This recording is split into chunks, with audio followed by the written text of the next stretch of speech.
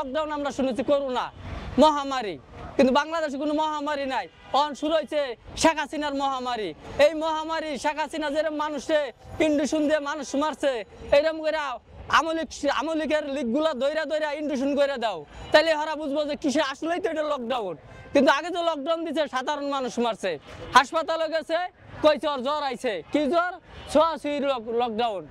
এই লকডাউন আমরা প্রত্যাখ্যান করে, এই লকডাউনে কত হাজার মানুষ মারা গেছে। দেশ বিদেশে যে আমলিকের নাম লবো হ্যাঁ ইন্ডুশন দিয়া দিবা কি লকডাউন। এই লকডাউনের মাধ্যমে আমলিকের পতন হবে বাংলাদেশ থেকে।